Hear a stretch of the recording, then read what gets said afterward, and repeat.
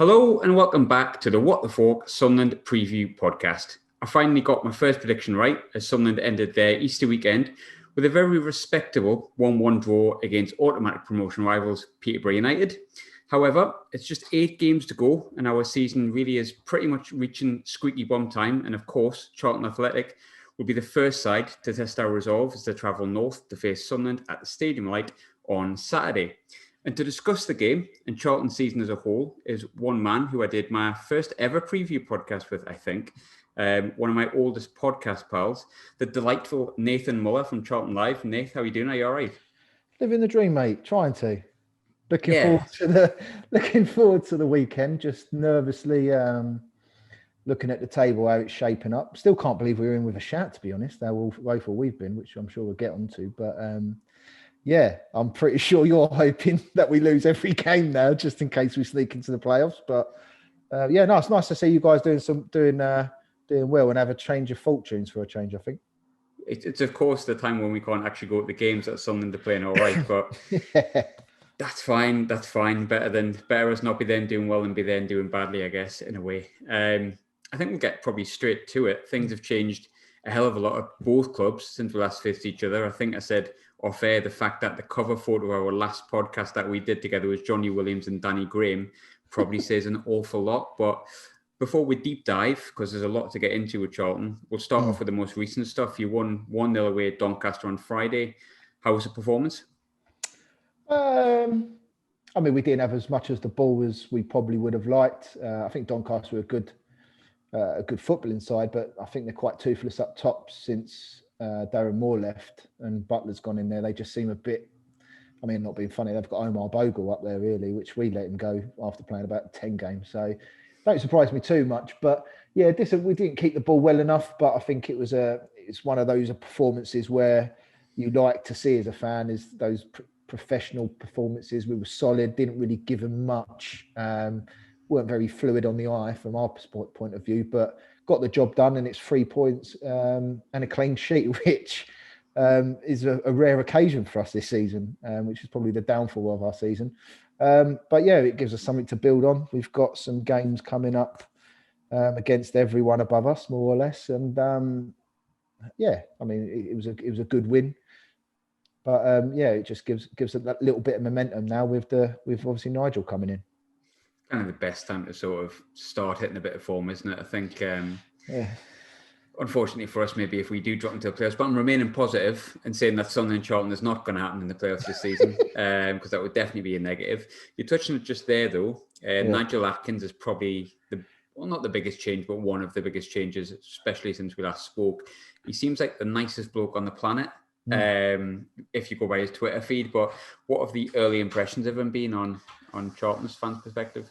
Again, we're just echoing that really. I think the way he comes across is, I think when Bo's left, you had a couple of that you had the usual rumour mill going around. I think Neil Harris was there, and then Kenny Jackett was there, the Cowley brothers were there, and Nigel Adkins was sort of Kirbishley was there, as he is for every bleeming job, but bless him. But yeah, he was sort of milling around, and he sort of went under the radar a little bit. But I think when you look at, the pedigree that he's had at this level with getting promoted with Southampton and Scunthorpe and that sort of stuff, he's actually got quite a good sort of background really for this level. Dealt with a lot with Southampton, especially with the likes of Luke Shaw and James Ward-Prowse and Jack Stevens and stuff, where he's obviously encouraged the youth to come through, which is what the new owner, Thomas Sandergaard, that's what his vision is. So he fits quite well in terms of the sort of model as a club, the positive vibes. And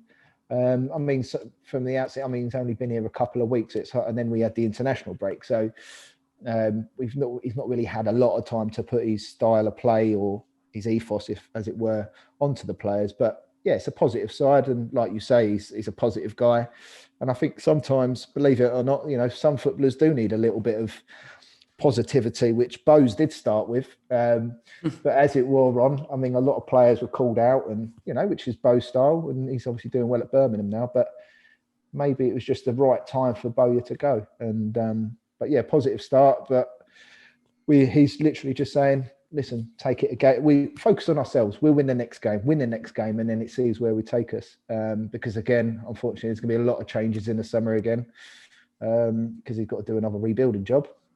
But yeah, positive so far, mate. And we'll know more after Saturday, I suppose, won't we? I seen you touched on it just there, but I seen the Neil Harris link. How would that one have gone down? Just out of curiosity. No chance in hell. I mean, not only, I think, obviously him being from the other lot down the road, but even though my old man's Millwall, it's it wouldn't have gone down well. Let's put it that way. And to be fair, in terms of his style of play, it just wouldn't have. The same as Jacket. It's not really something that we'd really like, but it's not like we're looking to be Barcelona or anything. Put it that way, but I don't think it would have gone down. I think Cowley Brothers was up there, but I think they were already going to go to Portsmouth. I think Michael Laudrup was in there. He went really short at one point. I don't know why, but I think that's, and if you put a score in anything nowadays, everyone thinks it is. So I should put my name down. It's just been nice to see me odds-on favourite to be manager. But I don't think it would have gone down too well. But I think it was a bit underwhelming for some fans when Nigel was appointed. But I think once everyone started looking at it realistically, I mean, who are we going to get? We're not Man City. It's like, I think people were saying Eddie Howe and Chris Wilder and that sort of stuff, which was never going to happen. I mean, I sort of held on to a little bit of hope that, Thomas Sandergaard, the owner, went big with a massive project and paid Wilder all this money, etc., etc. But realistically, it was never going to happen. But yeah, I think everyone's positive, and he seems like we're moving in a stable direction now, which is mad, really, me saying that as a Charlton fan. But so we'll just have to wait and see. But I think the rest of this season, it feels like, which could be good and it could be bad. I just think we're playing with a lot more freedom. I don't think many of us are expecting much this year because of the way how inconsistent we are. We're not expecting the playoffs, but they're there. So we'll just see after Saturday, and we'll go on to the next one. So if we lose on Saturday, no one's going to be too down. I don't think, because we're not really expecting it, to be honest. With the Atkins appointment, I suppose you touched on there, he has got form. Now, when we appointed Parkinson, that was a really underwhelming appointment, and it turned out to not really work very well. And Charlton aside, Parkinson did have form for getting teams out of this league. So I imagine it felt a little similar in that sense to some people. But when you started looking into it, obviously when we looked into Parkinson, it didn't look like there was anything other than a long ball game. And I think he's got more to him about that, but he didn't show it at Sunderland. But with Atkins, did it make it a little bit more exciting when you looked into it and you've seen kind of what he did with Southampton, especially with a new chairman wanting to put a new project in place? Does that make a bit more sense when you deciphered everything that kind of Nigel Adkins has done and was in his identity, shall we say? Yeah, I think, of course. I think with, as you said, like with Parkinson, I know he's obviously classed as a long ball merchant, but I think sometimes some people get confused of someone who's quite long ball and someone who's quite direct. So I think sometimes you can be long ball as in, which I mean, to an extent we've been, since we got Jayden Stockley, there have been times we are a little bit more direct, but that's mainly because if you're playing it up to a big guy, so similar to you with Charlie Wyke, if you do go that little bit more direct, then it's not in a case of let's just lump it and then see what happens. It's going to go, let's go a little bit more direct. Let's go through the thirds a little bit quicker and then see if we can pick up the second balls and play in their territory a little bit more. So I can understand that from Parkinson because it wasn't really long ball for us. But I can understand why. But I mean, with Adkins, when he was at Southampton, he likes to play positively. He likes to play on the front foot. And his first game, which was against Wimbledon, which again, we started the first half, should have been 6-7-0 up because which we hardly played this season, was played with two out and out wingers.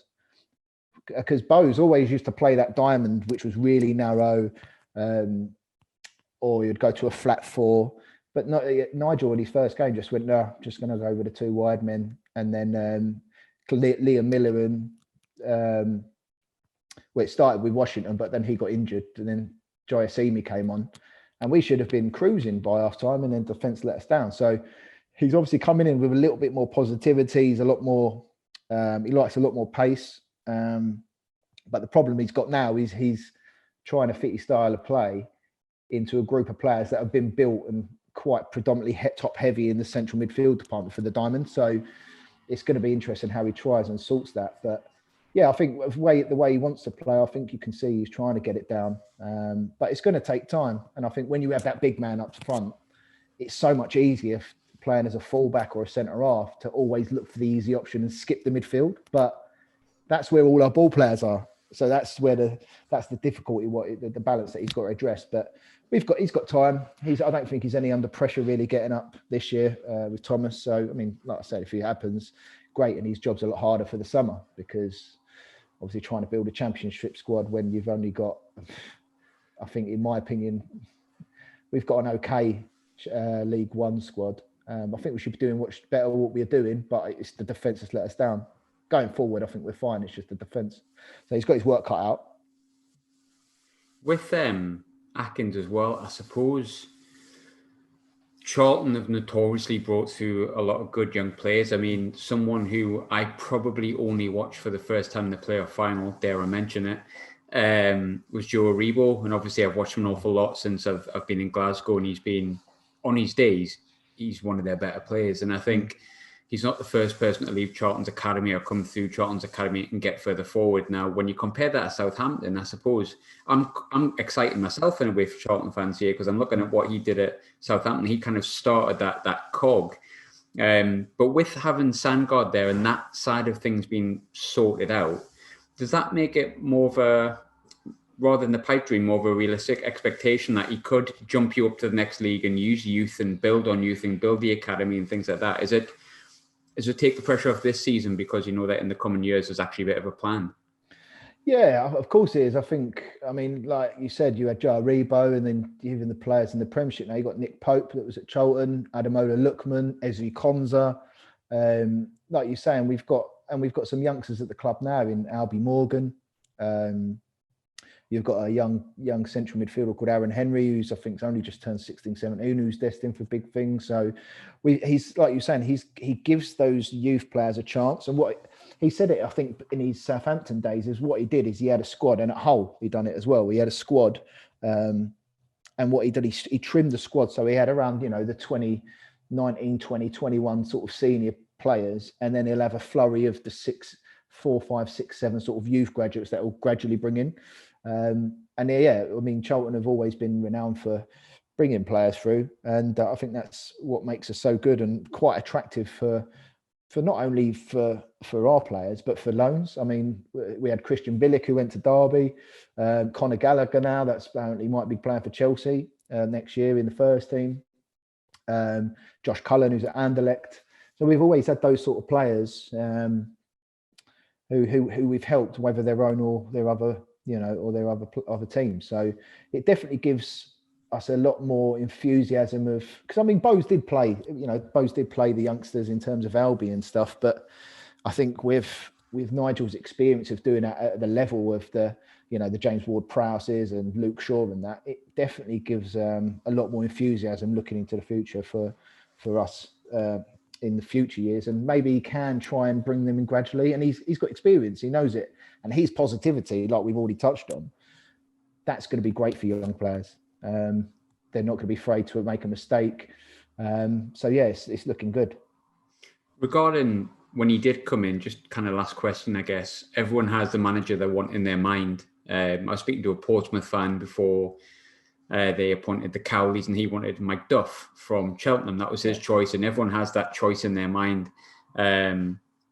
Lee Johnson wasn't mine. Mine was Gus Poyet. I'm quite pleased that maybe it is Lee Johnson now. But who was your first choice when Poyet went then?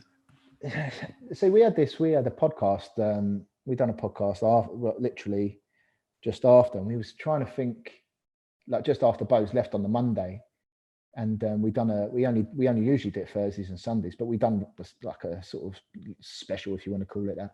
I don't want to call it that because it sounds a bit cliche, but yeah. And we were sitting there looking at the odds, and we was just like, we don't really know. Like, we've got to be realistic. There were things that Matt Taylor, who used to play for Charlton, who's doing okay at Exeter.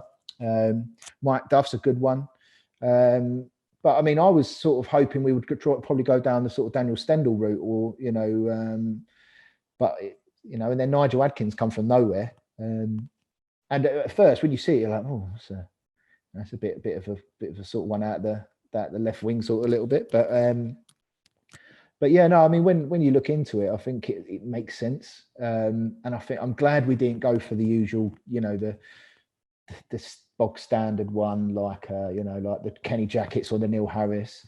I was hoping we went for a Stendhal or maybe like a Slaven Bilic or something. I know I'm being a bit optimistic, but it just depended really on how ambitious Thomas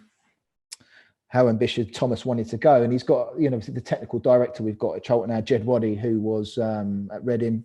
He oversaw a load of the England setup and the Academy of Excellence and stuff. So he's obviously had a say or had an opinion on it, shall I say. So, yeah, I mean, it was hard really because as a fan, you always think that you should get the best one out there, don't you? But when you sit back and go, right, where are you? You're like, you're mid-table in League One. You're not going to get Pep out of City or anything, So, which you'll be surprised. Some people are like, oh, yeah, we should just get Eddie Howe. It's like, yeah, I'm pretty sure he's got bigger fish to fry than coming down to Charlton in League One, struggling to beat AFC Wimbledon away. But, but yeah, when you look at it, I'm quite happy with it. If you want an unrealistic fan base, you only have to look down the road from Sunderland to find Pochettino and the amount of time he gets linked with Steve Bruce gets sacked. I don't think he's going to go, lads, if you are listening. And if you are listening, I don't know why you're listening, but if you are listening, I don't think you're going to get Pochettino at any point. I must admit, I used to have quite a lot of Newcastle followers, and I don't know where they've gone. I'm pretty sure it's because I'm either tweeting you or retweeting or liking Roker Report stuff or liking your stuff or saying, I hope Sunderland win today. They're probably all unfollowing me. So technically, I had a better night out in Sunderland than I did in Newcastle anyway. Of course you did. Much better night out. And I genuinely mean that as well. I've lived in both cities and I genuinely much preferred Sunderland. A lot more chilled, I find. Definitely a lot more chilled. I felt more... I didn't feel as like I was aggy. There was a lot of ag I had in Newcastle. It must have been the sound of my voice, I reckon. It's just I just prefer than in Sunderland. You've got, because obviously living in Glasgow, I don't live there, so I get a chance to go back. You've got Seven, you've got Independent, you've got like the odd Wetherspoons, but like Lambton Worm was great before it changed its name to Victor's, I think, or whatever it was. I'm doing loads of like free advertising here, so if anyone wants to like sponsor the podcast, if you are listening, feel free. Although Viper might want to share the sponsorship, whatever you want, I'm quite happy with free beer. I'll come up and just sort of share the love down South London. We'll share it all out. Exactly. See, just sponsor us, and I'm pleased that I cleansed your Twitter following. That's what I would call it. Yeah. I wanted to touch on Sandergaard a bit because I listened back to the podcast that we did, and honestly, it's like two different people speaking. Things have changed that much, but Sandergaard had just came in at that point. And you've already sort of said this, but being seventh, considering the season of upheaval you've had, it's actually pretty good that you still got that chance. So we'll look at the ownership change probably in depth, but he only just took over last time we spoke, like I said, and you were really positive about it. He was making some really good noises. It's hard to judge anyone in 6 months, but how's the first 6 months of the Sandergaard era been? Yeah, I mean, to be fair, I mean, even he's obviously, when we come out of the embargo, we had to sign probably about 15 players, it seems. So he's obviously backed us financially. And what he's done, which is really, really good, he's built a good structure, which we never had before. When Roland was here, it was just Roland. And then obviously the other lot came along and didn't have any money. So it was not a lot here. But he's come in, he's brought in, he's bought the women's team. So, because that wasn't part of the club. So he's bought that out. So that falls under the group now. He's brought in a technical director, a non-executive director. He's got a commercial director in to obviously build the commercial part of the club. So what he's done, he's planted a lot of seeds into the foundations of the club, which is what it needed. It needed that. And because he lives in Colorado, but he obviously watches every game. He's been over 3 or 4 times already and watched the games.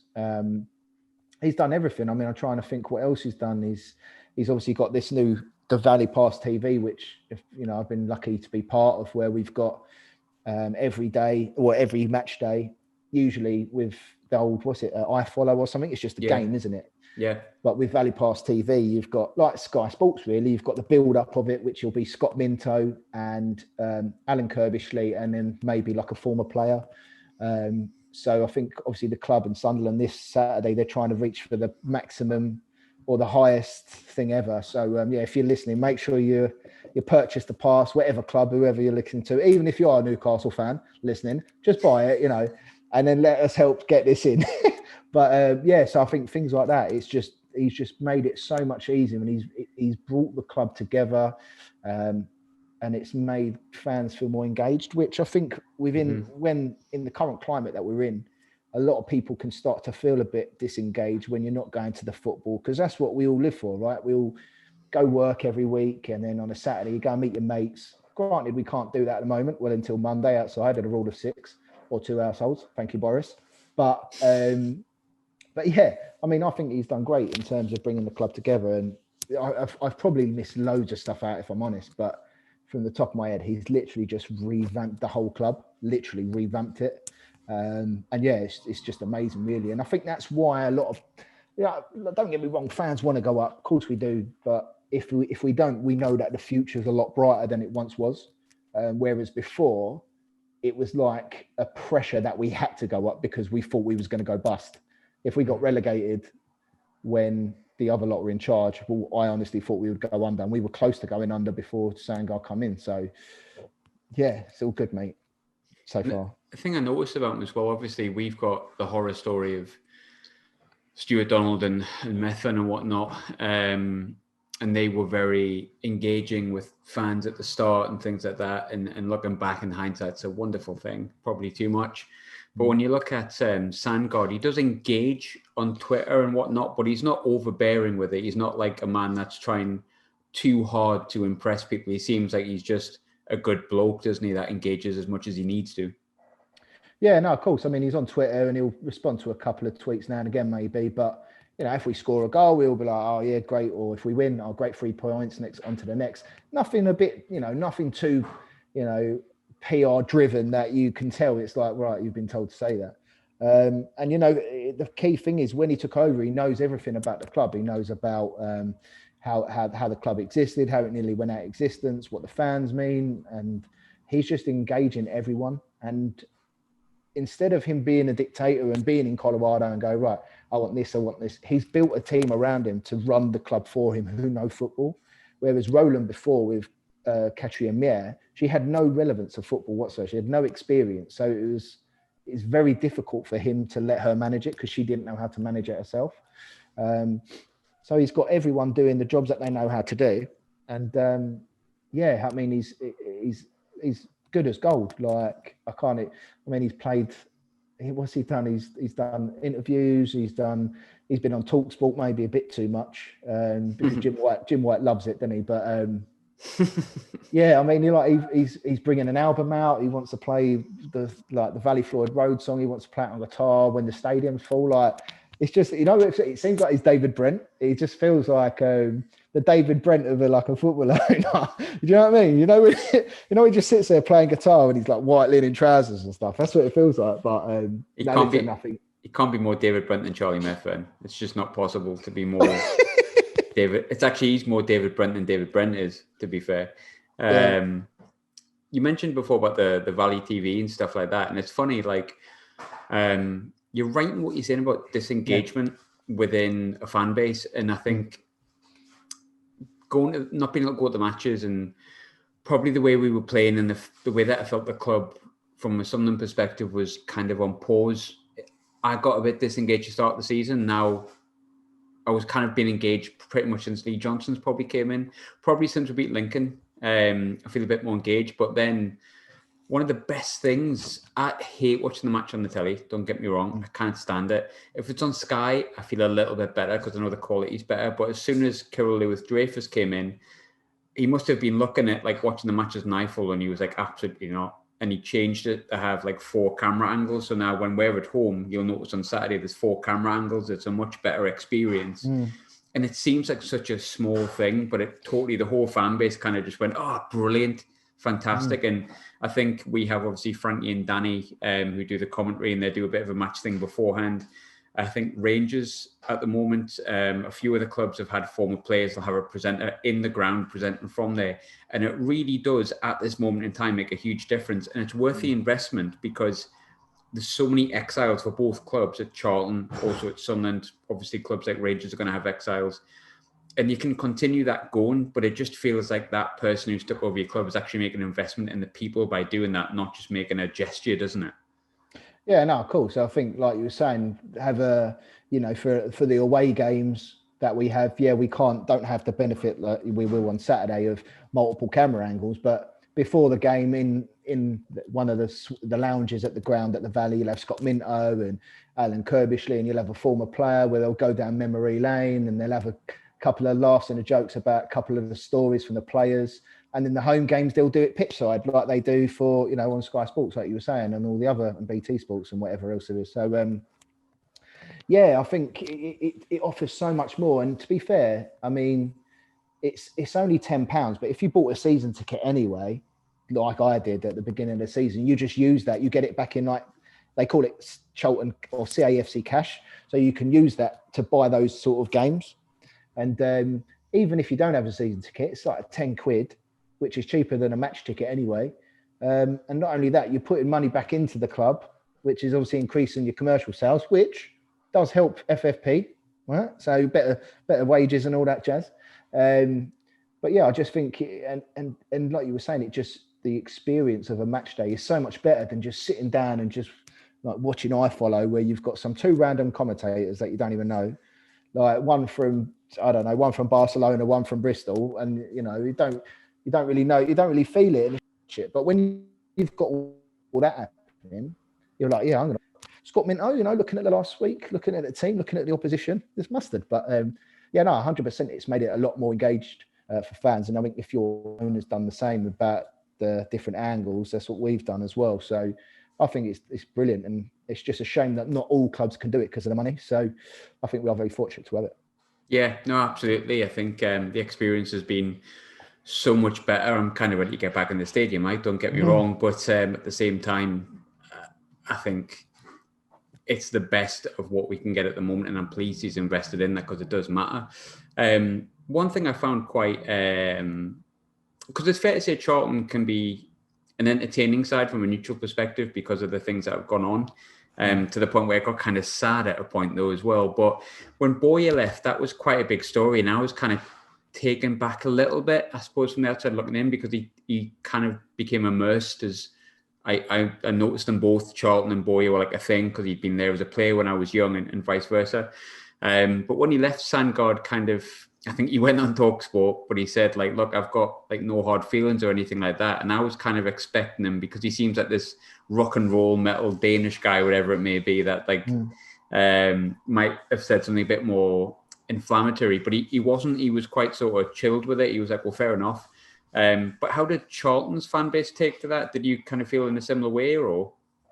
I think it's fair to say it was very mixed. I think there was a few performances before Bowyer went where a lot of people started wanting him to go. I thought a lot of people thought he was going a bit stale, which I can understand to an extent, but there's certain things that he can't control, like defensive errors. That, like the errors, I don't know if you see any of the goals against Wimbledon. He wasn't here then, but it was Nigel Adkins' first game. But like, we had a goal kick, and like we passed it out to our centre back, and then literally was like 4 yards away, and they went to pass it back to the goalie, done it short, and they scored. And it's like things like that as a manager you can't control. And it just seemed like every team, like that Rochdale game where we drew 4-4 at home, they literally scored 4 weldies, like absolute weldies. And I'm not even lying. They were like 30 yards, like screamers, like unreal. But it got to a point where some people were like, oh, look, Bowyer, he's got to go now. He's had his time.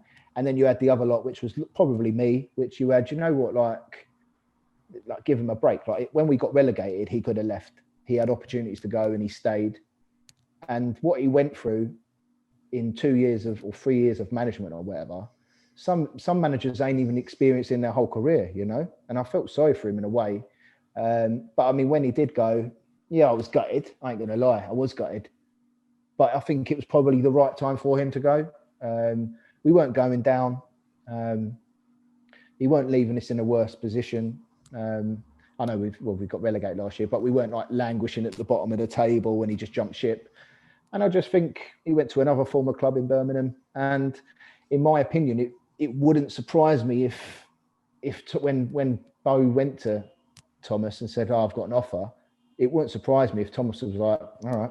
It didn't strike me that he'd be like pleading him to stay, because I just think Thomas wanted probably to go in his own direction. Thomas is a positive person, really upbeat, and I think Nigel matches him. Whereas Bo can be quite, what's the word am I looking for? Harsh, maybe. But that's the way Bo's is, and I wish him well, and everyone wishes him well. But I think a lot of people did think his time has come, and he probably needed a fresh start, and he had to deal with a lot, Yeah, and it was a lot. You're absolutely right. It was a lot, and it maybe, again, it's a neutral perspective, but maybe it had got to the point where not that it flatlined, but it had reached its ceiling of what he could do. I think when he got you up in the first place, it was kind of unexpected. He had all those issues and still got you up and made good signings and brought the youth through and so on and so forth. And it kind of felt like that was the maximum that you could kind of get. It's funny you spoke about defensive problems there, and obviously the playoff final worked in your favour, but I remember the defensive mistake that you had there, and I thought, well, you sound like you've improved from a couple of years ago. So you even robbed us of that goal. I'll never forget that. I didn't even have time to celebrate it because I didn't know what the hell happened. Yeah, Nabs, yeah. So like literally, I was watching Nabby yesterday. My word, did his team get absolutely pasted yesterday? 7, wasn't it? I think. Oh, mate, half time. It's the first time I actually felt sorry for a team in a long time. I thought, like, no, they can't keep this going. This could be double figures. But obviously, I speak to Dills a bit. He's doing well at Cardiff, saying that he went through a stage where he was saving penalties, clean sheets, and then I think they got tonked 5-0 the other day by Sheffield Wednesday. So, he's doing all right, to be fair. I'm delighted for him, doing well. Gutted to see him go, but, the championship and all that jazz. But, yeah, I mean, defensively, it's just... Oh dear. So we went at the beginning of the season, we had that crazy spell where we just won like 9 on the bounce or something like that, and just clean sheet after clean sheet. When we had Ryan Innes, who's played his first game against Donny with a clean sheet, this absolute beast, 6'5" or whatever he is. And we had Akin Fanway from Norwich, and we were just keeping clean sheets for fun. We were solid. And then Ryan Innes got injured, Fanway got injured, and we had to deal with like Deji Oshalaja and Jason Pearce. And it was like Bose would play 2 of them, and then one of them would make an absolute monster of a mistake, and then play him again, they'll do the same again. So they drop him. Then we had to play Darren Pratley at centre-back, and then someone else got injured. Then we had to play Chris Gunter at centre-back. So at one point we were playing Chris Gunter and Darren Pratley at centre-half, which is mad. And which Pratley does a job, but, they're not... It's a midfielder, isn't he?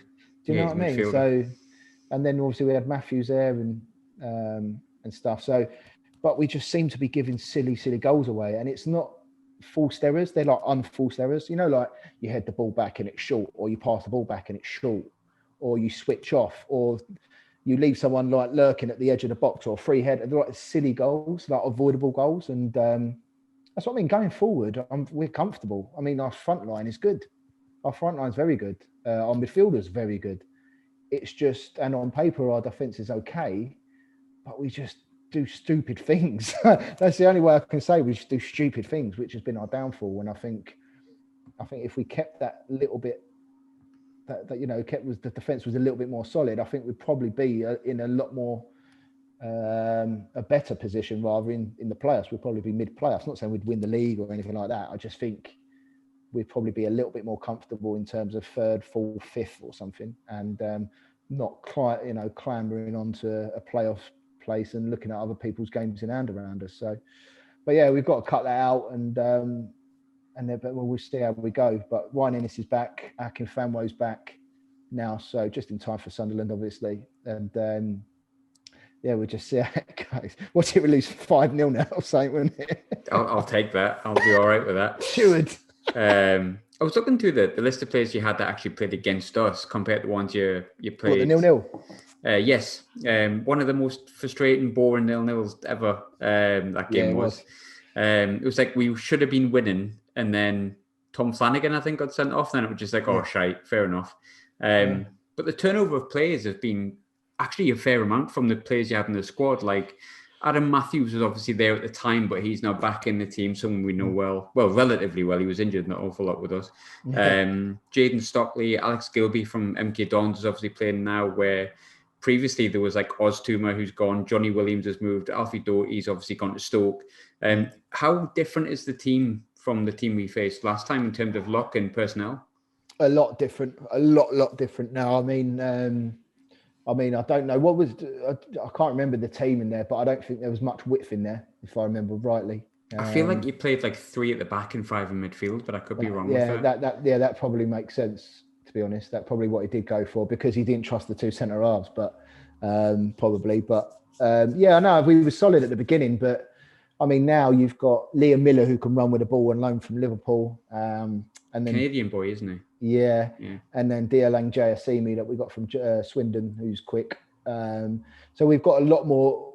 Well, not a lot more. We've got a couple bit more players with pace. Jaden is a lot more, which I think he gets. He obviously gets labelled as a target man or a battering ram, if you want to call it. Yes. But I think he offers us something different. He can play as well. I just think he gives us that little bit of strength, and obviously Chuck's on the bench. I think we were a lot more. What's the word am I looking for? We just look a lot more that we can open teams up, or I'm trying to think of a right word. Not open teams up, but we look like we can do stuff on the break or make things happen. That's probably what I'm looking for. Whereas that game against you guys, it was like we could have been playing another week and we wouldn't have scored, because we were just set up to be solid. And then we sort of let the shackles off a little bit, went too gung-ho, and then scored loads of goals, but conceded loads of goals. And now we're coming back into the transition of trying to find that happy medium. So yeah, I just think we're probably a little bit better going forward, but also a little bit weaker defensively in recent form. But we'll just have to wait and see. Because I think the thing is with us, you don't know, which is the only thing that scares me is if we do get playoffs, is we don't know what Charlton side's going to turn up. You'll either have a brilliant professional team side that like a Doncaster, or you'll get a team that we could absolutely batter someone, or you can get against a team like Rochdale where we concede like 4 goals out of nowhere. So we just don't know which one's going to turn up. As you probably look at by a form, we just don't know which one's going to turn up. So yeah, that's the only thing. So if you're going to ask me for a prediction, I will not know later on, by the way. I'll just go like 7-0 or something, you know. It's funny you mentioned you didn't know which team will turn up. I can guarantee you if we miss out on the automatics and you get in, it'll be fucking Brazil that turn up, not Charlton, like you always bastard do against us in the playoffs. But hey, listen, I promise you now, I said on Twitter the other day, I said, I hope you guys go up automatically. Well, for 2 reasons. First, obviously, I think you need a bit of luck, and you've done well this year, and I hope to see you go up automatically. But also, is if you do end up in the playoffs, I just can't bear it. I'm not even a Sunderland fan. It's just because I know I'm going to lose whatever way, right? So if we get you in the semis or the final, if we win, I know I'm going to be hated. But then if we lose, I'm going to hate myself because we've lost. So it's just like I'm never going to win. But surely it won't happen again. Surely. It can't. I mean, if it does happen, and it's going to be obviously saying that, we got Wembley this year and oh, you've got the hoodoo gone, haven't you? Yeah, in a way, we're saying we have, but I'm like, if we're not there, did it really happen, sort of thing.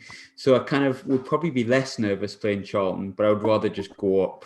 I'd rather just get promoted. Yeah. Yes, I couldn't remember if I can't remember. Do you know who your game in hand is against? Blackpool. Oh wow. Okay, fine. Mm-hmm. Home and away, I think we've got 2 games in hand on Hull. I was going to say, and they're both Blackpool, I think, because we haven't played Blackpool yet this season. We play them twice, although they have got one of our players on loan who's apparently one of their key players. So make of it what you will. But talking of players, normally I would ask you which Sunderland players are worrying you going into Saturday. But I'm probably going to change my question here because I've kind of got to. We spoke at length about Aiden McGeady on the last show. You admitted you hadn't seen much that impressed you. We kind of weren't that surprised because I thought, well, maybe he, come to the end of his Sunderland career, being ousted for the best part of 6 months to a year. Lo and behold, he comes back in when Lee Johnson comes in. He's been key, absolutely pivotal. And I still say he's the best player in the league. I don't care what anyone says. Hull can get naffed off with George Honeyman being the best player. He's not. But he's made a big change in our fortunes. So watching from afar, what have you made of the whole Aiden McGeady doing well for Sunderland when he didn't really do much at Charlton last season? Yeah, I mean, I'd be lying if I said I was surprised. I know he's a good player. He's obviously a very good player for this level. Did I anticipate him having this sort of impact? No. But yeah, he's a good player at this level. And I think looking back, especially watching him play, you just knew he wasn't fit. I mean, he came to us when Parkinson bombed him out, didn't he? And he was training with the under-23s or whatever, and he got some game times here. But he came to us unfit. He had a couple of cameo appearances, but he started one game, but he didn't really do anything because he wasn't fit. If you're not playing for that long, and you could tell he wasn't fit because there was a player in there. And even when the playoff final, he was injured and he come off the bench. But you could tell he was unfit then, but you can tell he could make a difference if he was fit. Mm-hmm. Whereas when he come to us, you just knew, you looked at it and was like, for me, the signing from us, which was because we had the old regime, was a gamble. And it was a gamble where we just had to get something in to sort of excite the fans a little bit, which it did because he's a good player. It has been a team effort throughout the season, to be completely honest, since... especially recently anyway. McGeady might be the key man and Charlie White might be another one that gets applauded. But away from McGeady, Charlie White, is there any players that concern you going into Saturday? Like, you've touched your defences particularly weak, so which of our attacking players outside of them worry you in particular? Well, I think Max Power always stands out. But yeah, you'd say like the Charlie Whites of the world obviously pick up ones. Gooch, obviously, he still haunts me when he scored that last minute goal, first game of the season. But yeah, I mean, to be fair, most of them will be, I'm not going to say Odin O'Brien because he's from the other lot down the road. So I'm just pretending going. And Jordan Jones, I think he's obviously done very well since he's come in. I think, I've not seen him play, but every time I see something happening with you, he always seems to be involved or there or thereabouts. So yeah, we're going to have our work cut out, and we're going to need some of those players not to be on form for us to get anything from the game. That's for sure. Yeah, you're totally right about Jordan Jones. I think he'll not go under the radar for much longer, but I think because of McGeady and White, obviously he does a little bit. But final question as always, it's coming. I know you're not going to give me one, so I'll go first because I got one right last week. I've got every single one of them wrong, and I got one right last week. I'm really confident at the minute, which is weird. But like, caution to the wind, fuck it, let's be positive for once. So I'm going to say 2-0 to Sunderland. I think McGeady naturally is going to score because that's kind of what's going to happen in it. But what would your prediction be? Well, I'm not going to ever predict us to lose. Yeah, of course. But I think for us to win the game, we're going to have to be on our A game, which I've not seen enough to go into a side, a side that's in form. I'm not going to be rose-tinted spectacles and say we're going to win, but if we're going to win, we're going to have to be on our A game. I'll go for Desmond 2-2. I'm going to go. Yeah, it's not going to happen. We'll get spanked 3-0, but I'm not going to say that live on air, am I? No. Nath, thanks for joining me, much as always. Fighting through technical issues, but we got there in the end. Appreciate it. Good luck for the rest of the season after that. I mean that. I've always had a good experience with Charlton fans. Maybe because you feel pity for us, but... Well, you said good luck for the rest of the season. That might include a playoff, mate. Nah, we're going to go automatic this season. I'm going to just go dead confident with that. I'm going to just go dead confident with it. I'd be amazed if you don't. I mean, those two Blackpool games will be big, but you've got some games in around us as well. So I think if we lose on Saturday, and we've got, our game in hands against Lincoln, so they're in around us. We've got Peterborough at home, you away, Hull at home, I think. You could do us a favour there if you want. I think so, yeah. Let me... Actually, have we actually played those twice, actually? Let's have a look.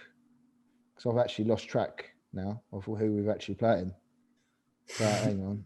I've lost track of the day, let alone who we're playing. Yeah, so here we go. Right, so we've got Sunderland away, Ipswich at home, Plymouth away, Peterborough home, Crewe at home, Accrington away, Lincoln at home, and then Hull at home, the last game of the season. So you can do us 2 favours then. Imagine, right? Imagine last game of the season, Hull. You just need us to draw, and then you go up automatically, and then we fucking lose last minute, and then we get you in the playoffs. I think you would actually send a hitman to kill me. I think I just forget football at that point. But I'm going to remain positive. You're going to do us a favour, and we're going to go. I think you'll do it easy. Yeah, of course, mate. All right, then. Nath, take it easy, mate. Thanks for popping on as always, mate. Take care. All right. Take it easy.